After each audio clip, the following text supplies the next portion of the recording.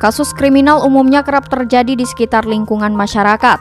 Sederet kasus-kasus kriminal yang pernah terjadi diantaranya seperti aksi pencurian, perampokan, pelecehan seksual, hingga aksi pembunuhan sepertinya sudah menjadi salah satu bagian yang sulit untuk dihindari. Berbagai faktor pun dapat menyebabkan terjadinya tindak kriminalitas ini, seperti adanya persaingan, perbedaan pandangan, kepadatan penduduk, kesenjangan ekonomi, dan lain sebagainya memiliki pengaruh yang sangat besar. Umumnya tindak kriminal ini sering dilakukan oleh warga sipil, namun juga tak menutup kemungkinan bahwa oknum TNI Polri yang merupakan pelindung rakyat dan negara juga dapat melakukan tindakan yang melanggar hukum, seperti beberapa kasus yang akan kita bahas di episode kali ini.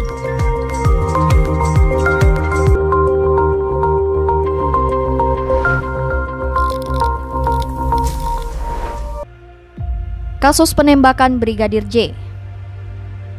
Berawal pada Senin tanggal 12 Juli 2022 lalu, Kapolres Metro Jakarta Selatan yakni Kombes Pol Budi Herdi Susianto menyampaikan press release bahwa telah terjadi peristiwa baku tembak di rumah kediaman Kadif Propam Polri Irjen Verdi Sambo pada hari Jumat tanggal 8 Juni 2022, tepatnya pukul 17.00 waktu Indonesia Barat yang berlokasi di Jalan Duren 3. Kejadian pada hari Jumat sekira pukul 17.00. Jadi pada saat itu kami Polres Metro Jakarta Selatan mendapat laporan dari masyarakat. Masyarakat yang melapor adalah kebetulan pejabat Polri, yaitu Bapak Kadif Propam, tentang adanya kejadian di rumah beliau.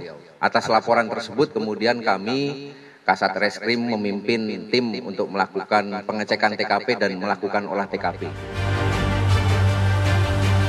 Polres Jakarta Selatan dan Mabes Polri menyebut bahwa Brigadir J alias Yosua Huta Barat meninggal setelah beradu tembak dengan ajudan Irjen Verdi Sambo lainnya, yakni Bayangkara II Richard Eliezer atau Baradae.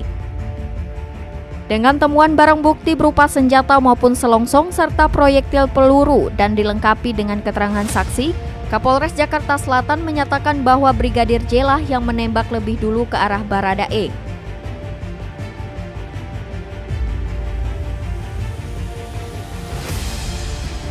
Pernyataan ini juga dilengkapi dengan dugaan bahwa Brigadir J telah melakukan pelecehan seksual terhadap istri Kadif Propam Irjen Verdi Sambo di rumah dinas kediamannya.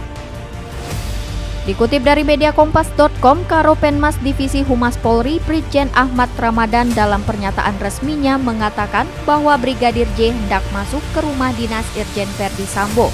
Kemudian Baradae menegur dan pada saat itu Brigadir J mengacungkan senjata dan melepaskan tembakan ke arah Brigadir E namun meleset.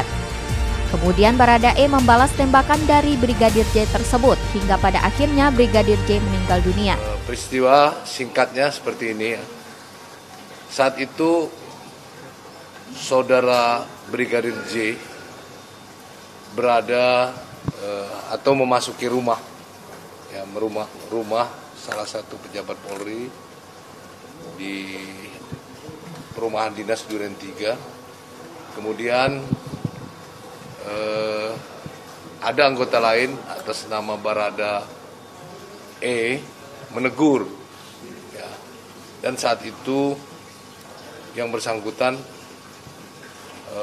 mengacungkan senjata, kemudian melakukan penembakan. Dan Baradae tentu menghindar dan membalas tembakan terhadap Brigadir J. Akibat penembakan yang dilakukan oleh Baradae itu mengakibatkan Brigadir J meninggal dunia. Namun keluarga Brigadir J merasa banyak kejanggalan yang terjadi dalam peristiwa ini, sehingga pihak keluarga dari Brigadir J meminta untuk melakukan otopsi ulang jenazah. Dilansir dari suara.com dan tribunnews.com, pihak keluarga Brigadir J menyebut bahwa selain adanya luka tembakan, beberapa sayatan benda tajam juga terdapat di beberapa bagian anggota tubuh almarhum. Kuasa hukum Brigadir J yakni Kamarudin Simanjuntak mengungkapkan bahwa kliennya menerima ancaman sejak Juni 2022. Ancaman itu terungkap dalam jejak elektronik. pihaknya belum mengetahui pasti siapa yang mengancam kliennya itu. Dari rekaman percakapan almarhum di grup WhatsApp keluarga, Brigadir J terakhir kali aktif pada Jumat 8 Juli 2022 pukul 17.05 waktu Indonesia Barat atau tak lama sebelum Brigadir J tewas. Hingga kini kasus Brigadir J masih didalami oleh pihak terkait untuk mendapatkan kebenaran dengan memeriksa para ajudan Irjen Verdi Sambo termasuk Baradae serta menelusuri kamera pengawas atau CCTV di sekitar lokasi dan rumah Irjen Verdi Sambo.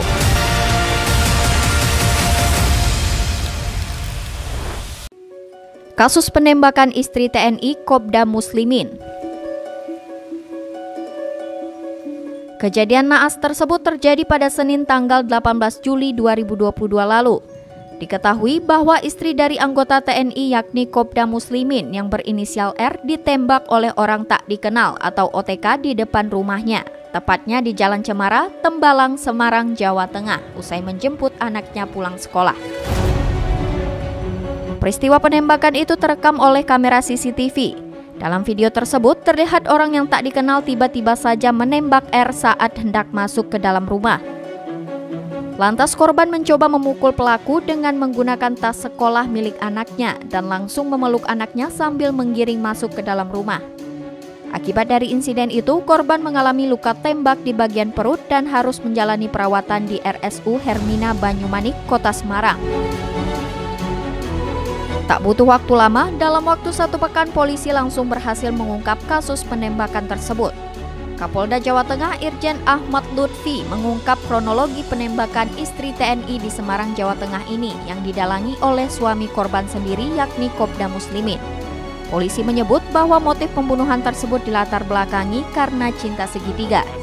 Motifnya punya pacar lagi. Jadi ada 8 saksi yang kita periksa, di antaranya saksi W itu pacarnya. Jadi pacarnya W itu sudah kita lakukan pengamanan bahwa dia sempat lari. Jadi yang bersangkutan lari setelah melakukan kegiatan ini, tetapi pacarnya tidak mau. Jadi motifnya itu. Dilansir dari liputan6.com, polisi bahkan menemukan beberapa fakta yang mencengangkan bahwa Kopda M ternyata sudah 4 kali melakukan percobaan pembunuhan kepada istrinya sendiri. Upaya percobaan pembunuhan pertama dilakukan dengan cara meracuni korban. Kemudian upaya percobaan pembunuhan kedua dilakukan lewat upaya pencurian di rumah korban dengan target menghabisi nyawa korban. Selanjutnya percobaan pembunuhan ketiga adalah dengan cara berupaya menewaskan korban dengan menggunakan santet. Suami korban tega melakukan upaya percobaan pembunuhan tersebut dikarenakan pelaku yakni Kopda M memiliki kekasih lain. Selain itu, dari sejumlah saksi yang diperiksa oleh penyidik mengatakan bahwa wanita berinisial W ini diduga sebagai kekasih dari Kopda Muslimin. Jenderal Andika Perkasa mengatakan bahwa saat ini kepolisian bersama TNI telah berhasil menangkap 5 orang pelaku pembunuhan tersebut. Salah satu di antaranya berperan dalam menyediakan senjata api. Dilansir dari media Kompas, usai peristiwa penembakan tersebut, Kopda Muslimin yang tengah diburu oleh tim gabungan TNI dan Polri ini ditemukan tewas di rumah kediaman orang tuanya. Kematian Kopda Muslimin ini diduga karena ia meminum racun. Jenazah Kopda Muslimin kemudian dievakuasi ke RS Bayangkara untuk dilakukan otopsi. Selain itu, polisi juga telah mengamankan sejumlah barang bukti berupa gelas dari TKP tewasnya Kopda Muslimin.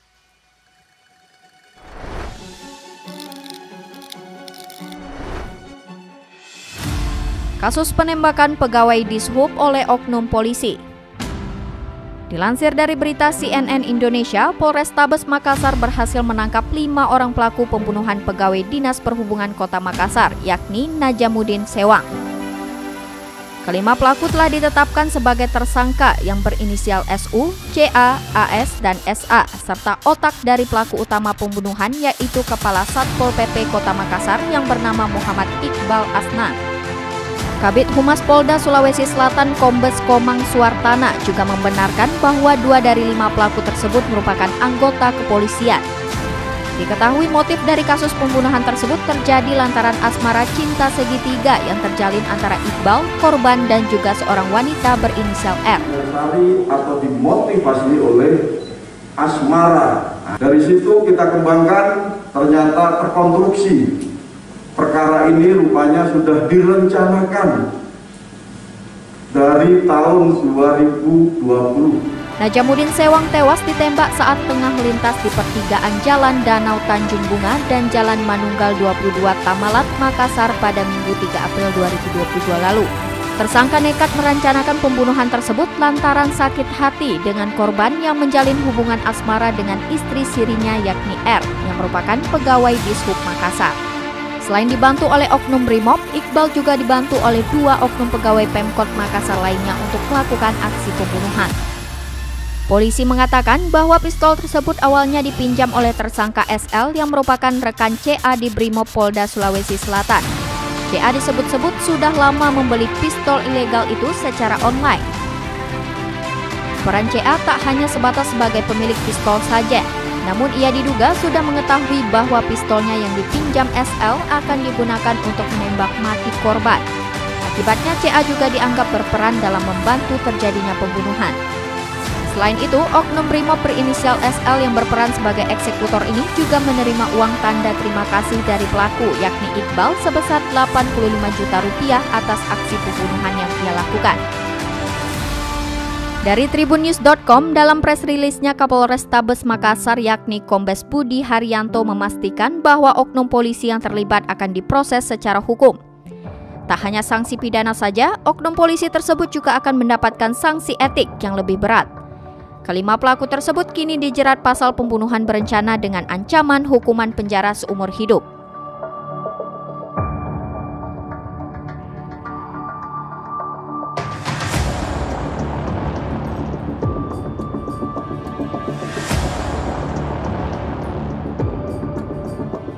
Demikian sederet kasus pembunuhan yang terjadi pada oknum anggota TNI Polri. Harapan kita bersama adalah agar semoga permasalahan ini tak akan pernah terulang lagi ke depannya.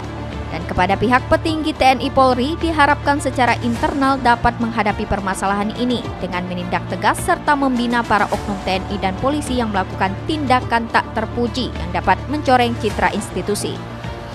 Saksikan terus tayangan menarik Go Spotlight lainnya setiap hari Sabtu jam 4 sore di channel YouTube GoTV Program, karena akan ada banyak informasi-informasi menarik lainnya yang akan kita bahas di minggu depan. Jangan lupa like, komen, subscribe, serta nyalakan lonceng notifikasinya agar nggak ketinggalan informasi-informasi terupdate lainnya. Go Spotlight, spot the facts, like the uniqueness.